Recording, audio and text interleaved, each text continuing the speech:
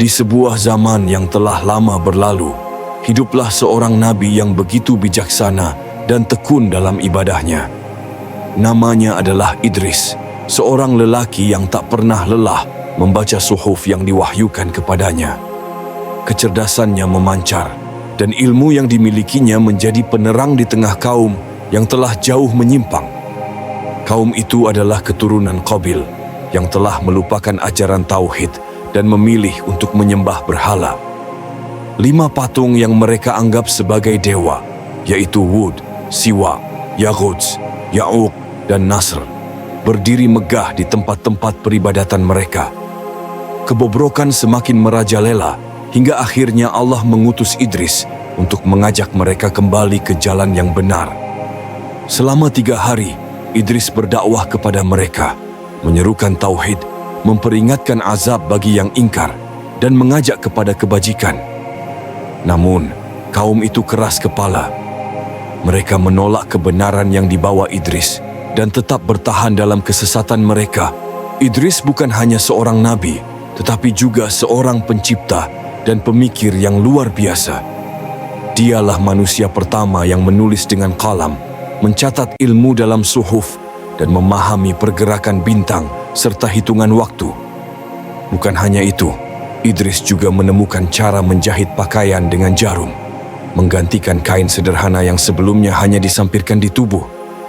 Setiap kali jarumnya menusuk kain, bibirnya tak henti berzikir, menyebut nama Allah dalam setiap jahitannya. Jika suatu kali dia lupa bertasbih, dia akan membuka kembali jahitannya dan mengulanginya dengan penuh kesungguhan. Idris tidak bergantung pada orang lain untuk makan. Ia bekerja dengan tangannya sendiri. Dia menerima upah dari menjahit pakaian orang lain, dan dialah yang pertama kali menciptakan alat takaran untuk keadilan dalam jual beli. Ketegasannya dalam hukum dan ketelitiannya dalam ilmu menjadikannya sosok yang luar biasa. Seorang nabi yang tidak hanya berdakwah dengan kata-kata, tetapi juga dengan perbuatan yang penuh makna. Di masa sebelum Nabi Idris, manusia hanya mengenakan kain yang belum dijahit, membiarkannya terikat seadanya di tubuh mereka. Namun, suatu hari, Idris memperkenalkan cara baru, menjahit kain menjadi pakaian yang lebih rapi dan nyaman. Orang-orang terpesona oleh hasil karyanya dan mulai mengikuti jejaknya. Dengan ketekunan dan kecerdasan, Idris bukan hanya sekadar menjahit, tetapi juga membawa perubahan besar dalam peradaban manusia. Dialah yang pertama kali mengenalkan cara berpakaian yang lebih layak, mencerminkan pemikiran dan keteraturan dalam hidup mereka. Selain sebagai pelopor dalam keterampilan, Idris adalah seorang yang tekun dalam ibadah. Allah memberinya 30 suhuf yang tak pernah lepas dari genggamannya. Siang dan malam dia membacanya tanpa merasa lelah. Keikhlasannya dalam beribadah begitu luar biasa hingga para malaikat merasa takjub kepadanya, bahkan sering turun untuk bersalaman dengannya. Namun, keberkahan yang dimiliki Idris menimbulkan dengki di hati iblis yang terlaknat. Iblis mencoba mencari cara untuk menyesatkannya, tetapi keimanan Idris begitu kuat, tak ada celah sedikit pun bagi tipu daya setan. Sementara itu, malaikat maut yang ingin berziarah kepadanya atas izin Allah datang dalam rupa seorang lelaki.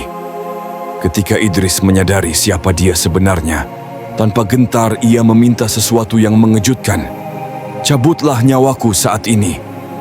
Namun malaikat maut hanya menatapnya dengan lembut dan berkata, "Tuhanku belum mengizinkan aku untuk itu."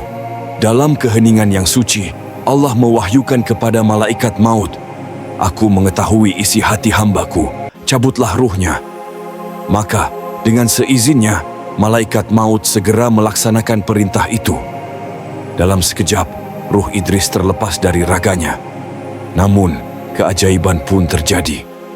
Allah yang Maha Kuasa menghidupkannya kembali pada saat itu juga. Idris membuka matanya, napasnya kembali mengalir, dan dengan tenang ia menatap malaikat maut. "Hai malaikat maut, aku masih memiliki satu permintaan lagi," ujarnya dengan penuh keteguhan. "Apa itu?" tanya malaikat maut.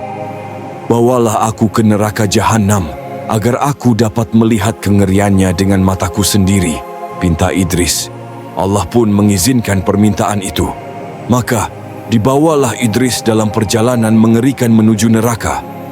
Setibanya di sana, para malaikat penjaga neraka berdiri dengan ketegasan dan kekuatan yang luar biasa. Allah memerintahkan mereka untuk meletakkan Idris di pinggiran neraka, agar ia dapat menyaksikan langsung kedahsyatan azab yang ada di dalamnya. Begitu matanya menangkap pemandangan di hadapannya, tubuh Idris bergetar hebat.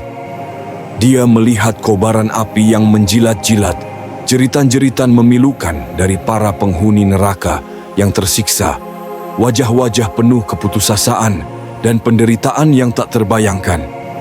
Begitu mengerikan hingga tubuhnya melemah dan ia pun jatuh pingsan. Malaikat maut segera menghampirinya, lalu membawanya kembali ke tempat asalnya. Sejak hari itu, Idris berubah sepenuhnya.